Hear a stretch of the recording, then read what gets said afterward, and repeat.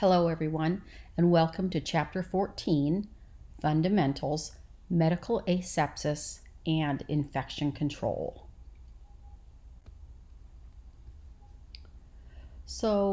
Causes of infection. Infections are caused by a variety of microorganisms. These are minuscule living bodies that can't be seen without a microscope. Microorganisms that cause infection in people are referred to as pathogens. So, bacteria and virus that can cause disease. And then flora and fauna refers to the plants and animals that are normally found in the human body. An example of a normal flora would be in the GI tract, Lactobacillus. In the respiratory tract, Streptococcus. And as far as fauna, there's a gut fauna, and that's Candida. Different types of pathogens include bacteria, viruses, protozoa, fungi, and helminths. Bacteria are single-celled microorganisms found everywhere, including in the human body.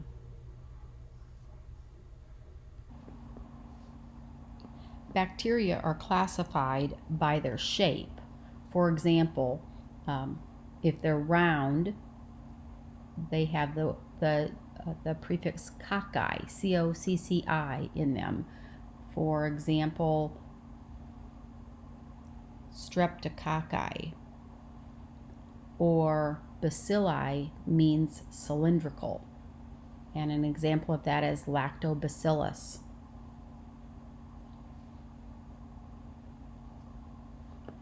Viruses are a microscopic parasite smaller than bacteria. They're not made up of individual cells, but instead they're very tiny parasites that live within the cells of the host and reproduce there. Protozoa are a single-cell animal living in water.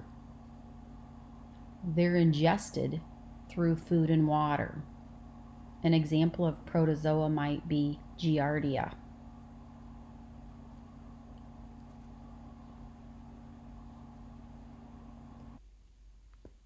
Fungi can be made up of one or more cells. An example of a fungi is Candida that can cause a yeast infection, or ringworm causes a fungal infection on the skin. Tinea is a fungus that causes athlete's foot.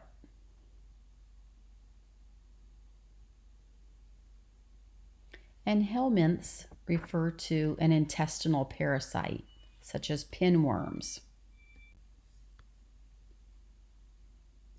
So these next several slides are all taken from Table 14.1, which is on page 228 in your book.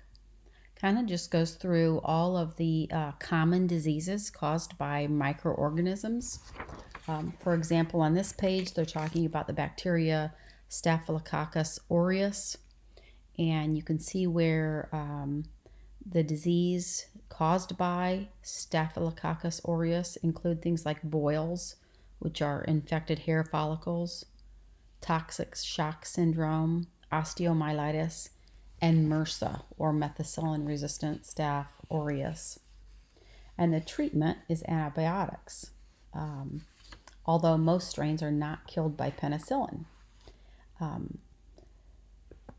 HA MRSA is referring to MRSA that is acquired by hospital visitors, is resistant to many antibiotics, and is treated with selected IV antibiotics.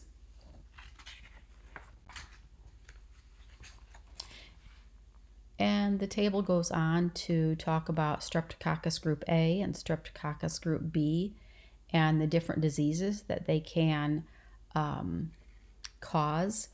For example, Streptococcus group A can cause a flesh-eating strep. It's a rare strain causing necrotizing fasciitis that can lead to death. Streptococcus B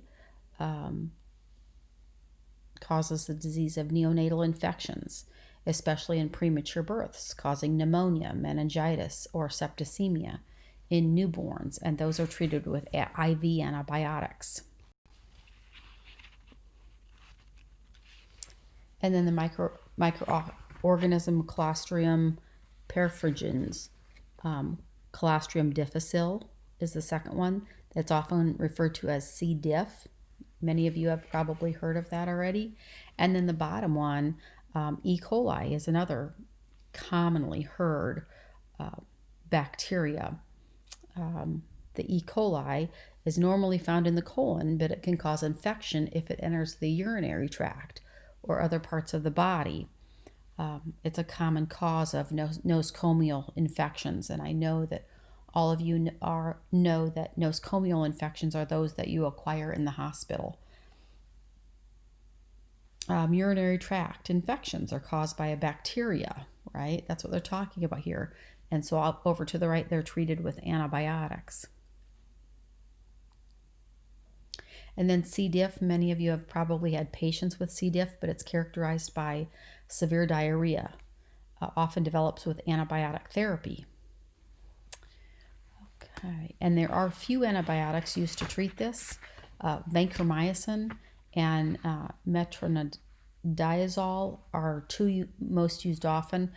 That's also called Flagyl. Okay, some more microorganisms listed here that I'll let you read through on your own. And then another microorganism is Rickettsia. It's a Rocky Mountain spotted fever spread by ticks, causes a high fever, rash, and pneumonia, and can lead to death because it's caused by a bacteria. Rickettsia is a type of bacteria. It will be treated with antibiotics. Antifungals won't work on it. And then herpes simplex, herpes virus 3, or varicella zoster. Over to the right, antivirals such as acyclovir help to treat that, but there are very few antivirals that exist at this time. So,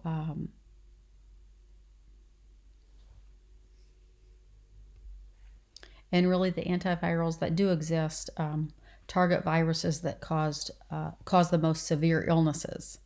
There are a lot of viruses that are mild and self-limiting, so they resolve themselves without medications.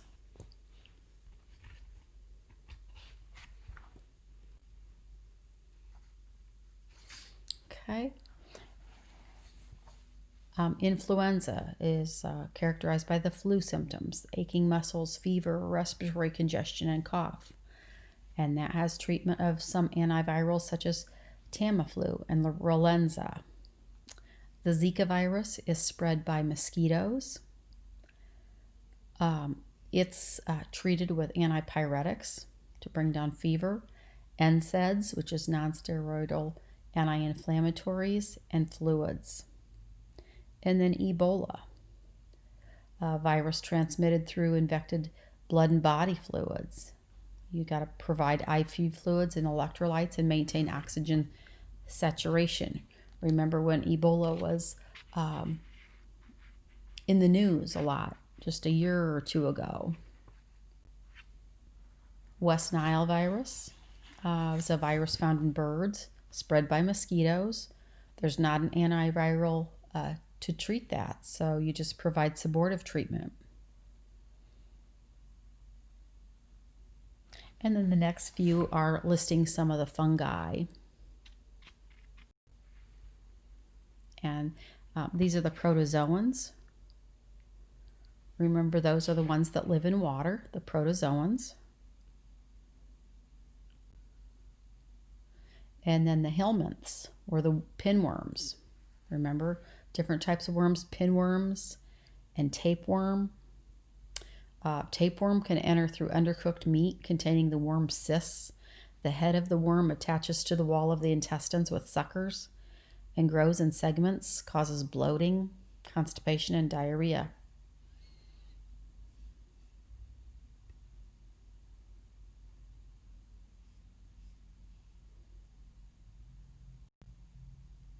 What type of pathogens live in water? And the answer is the protozoa. They're single-celled animals that live in water. They can be ingested by humans through water or food, and when that occurs, it causes intestinal illnesses. This is a picture of the chain of infection. You'll see there at the top, infectious agent. That refers to things like bacteria, fungi, viruses, and protozoans. And then the next thing to the right there, the yellow chain, is reservoir. A reservoir for infection can be people, water, or equipment. It's a place where the organism grows. And then portal of exit. It's the method by which the organism leaves the reservoir. So it could leave the reservoir through excretions, secretions, or skin droplets. And then mode of transmission is the vehicle by which the organism is transferred. Some examples of that might be direct contact, ingestion, or airborne. And then portal of entry is the method by which the organism enters a new host. That might be through mucous membranes, the GI tract, the respiratory system, or broken skin. And then the last one is susceptible host. A susceptible host is the person whose body the organism has entered. And that might be a person who is immunocompromised, unvaccinated. Maybe they've got, maybe they're diabetic. Maybe they had surgery. Maybe they've got burns, cardiopulmonary issues, something where they're compromised so that then they are susceptible to the organism entering their body.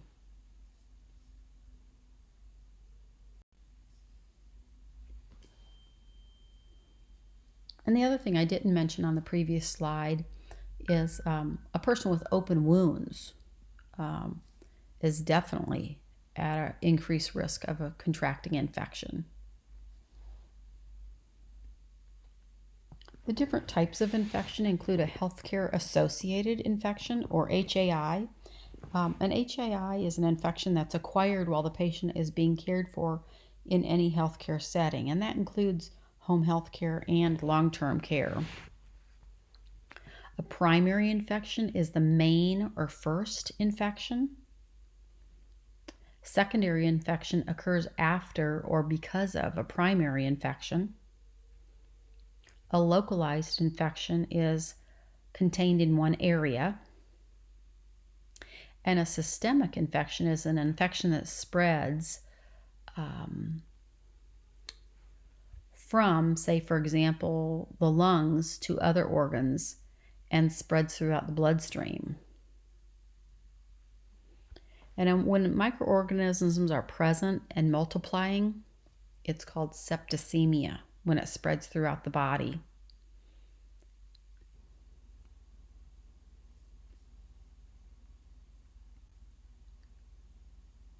The body's primary defenses against infection include the skin, mucous membranes, and gastrointestinal system. So the skin prevents invasion by microorganisms. Mucous membranes produce sticky mucus that traps invading pathogens. In the respiratory tract, the mucus can be coughed up and expectorated, spit out, or blown out of the nose, taking microorganisms with it. The urinary tract also has mucous membranes, as well as the vagina. Also, the lining of the mouth, nose, and eyelids all have effective barriers of mucous membranes.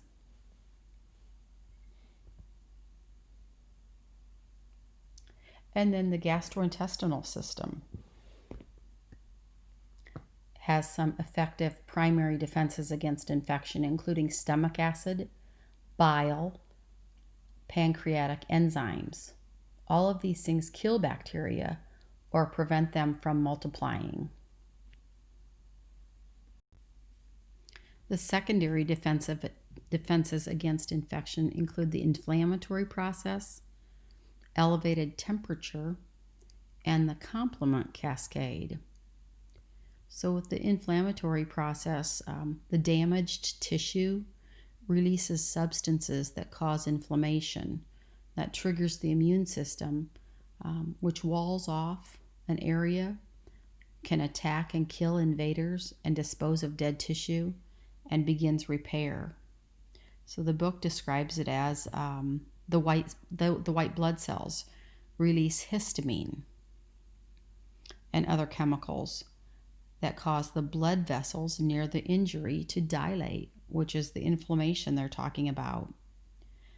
The dilation results in redness and warmth in the area, and the blood vessels also become more permeable to allow an increased number of white blood cells, or phagocytes, into the injured area. And they surround the invading pathogens and consume them.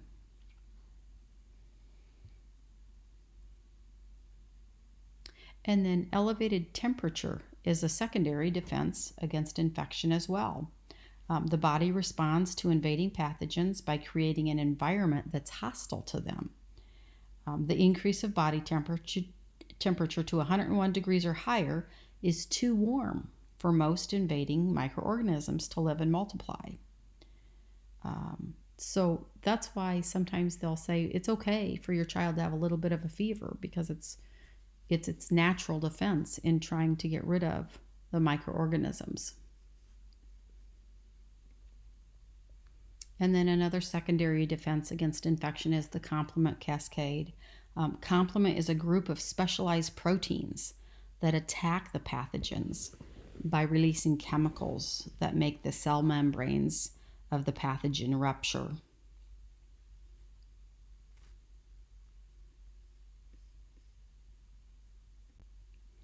And then finally, the tertiary or third defenses against infection, and that includes specialized white blood cells.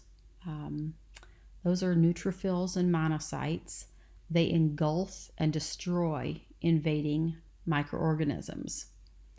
And then lymphocytes, B or T cells, called killer T cells.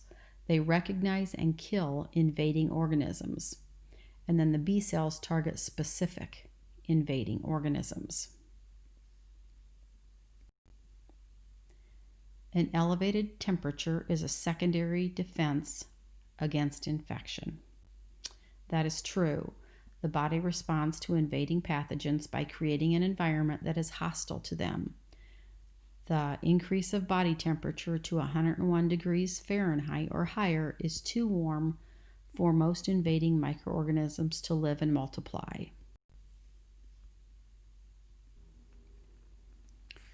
Okay, these next two slides are factors that decrease the body's defenses against infection. So many factors can influence the body's ability to defend itself. They include age. The immune systems of infants and young children are not yet well developed and cannot assist with defense against infection, as well as the immune systems of older children and adults. In elderly people, the immune system gradually decreases in effectiveness, leaving them more vulnerable to invading pathogens. Chemical exposure, toxicity from chemicals impairs the body's defenses and ability to fight infection. Chronic illness. Body's defenses are responding on a frequent basis to chronic illness and have no reserves to react effectively to a new infection. Lack of exercise. Without adequate exercise, circulation slows and the flow of lymph and phagocytes decreases, interfering with their ability to destroy invading pathogens.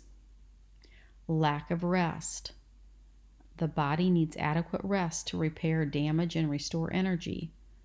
Lack of rest increases the chance of infection occurring because the immune system cannot repair itself and function at its highest capacity. So far, factors that decrease defenses include age, chemical exposure, chronic illness, lack of exercise, lack of rest. Also, increased stress. When the body is frequently reacting to stressors, immune function can be impaired, which increases the risk of illness and infection. Non-intact skin. Open wounds such as surgical wounds, skin tears, and pressure ulcers provide a portal of entry for microorganisms. And finally, poor nutrition. A diet that is lacking in fruits, vegetables, and certain dairy products negatively affects the body's defenses because it lacks vitamins and support for normal flora. So all those things decrease the body's defenses.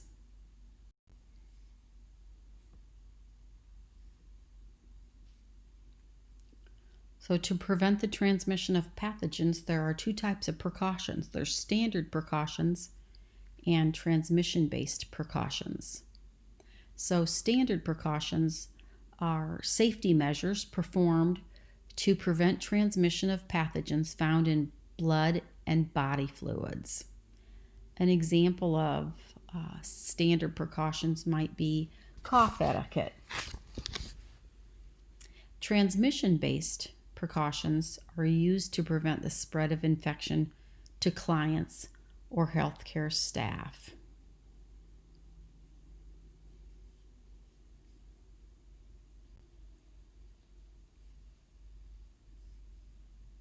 So medical asepsis is also the same thing as clean technique. It's just standard practices performed to prevent the spread of infection.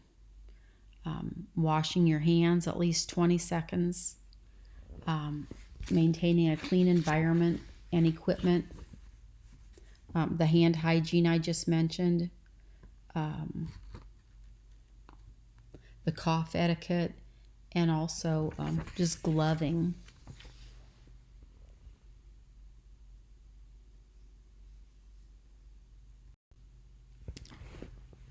This slide is talking about when to perform hand hygiene after touching blood, body fluids, secretions, excretions, or contaminated items. Even if the blood is dried, it can still carry viruses, so you have to make sure that you're washing your hands after touching anything like that. Immediately after removing gloves upon entering a patient's room. Before touching the patient or tubes connected to the patient. Between caring for two patients in the same room. So you always perform hand hygiene between every single patient. And of course, the single most important way to break the chain of infection is proper hand hygiene. When to perform hand hygiene continued, also when arriving on the nursing unit, after returning to the nursing unit from breaks or meals, after using the restroom, and anytime your hands are visibly dirty.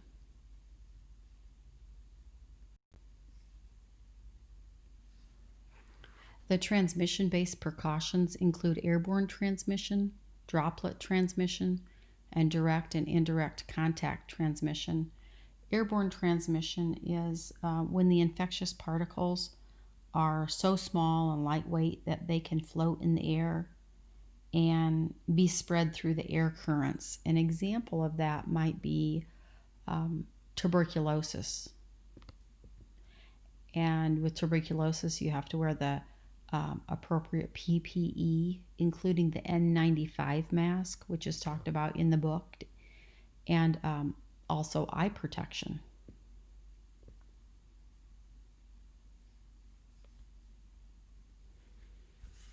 And then droplet transmission is when some diseases are transmitted from one person to another through the small droplets in a cough or a sneeze or when someone is talking. And some examples of diseases that are transmitted through droplet transmission include influenza and pneumonia.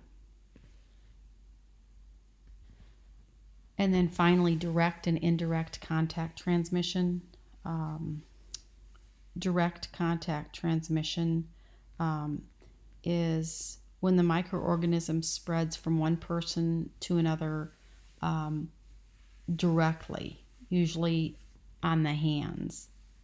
The example the book uses is a healthcare worker's hands become contaminated with a respiratory microorganism, and then she touches her face near her mouth, inhaling the microorganism, and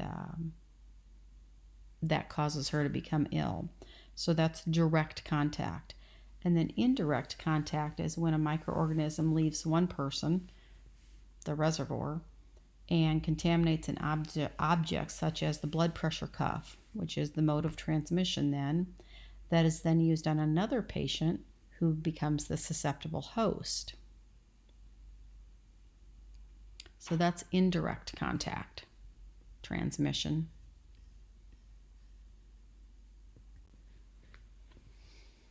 And then some of the psychological aspects of transmission-based precautions. Sometimes the people really feel isolated if they're in some sort of isolation room, but you want to spend time talking with them while you're in the room. You want to ask them if you can bring anything for them to help pass the time. And you want to make sure that you're not expressing distaste regarding the patient's diagnosis or just letting your body language or your facial expressions give a feeling of displeasure or distaste. The other thing you can do is offer to bring in a magazine or a newspaper for the person so they don't feel so isolated.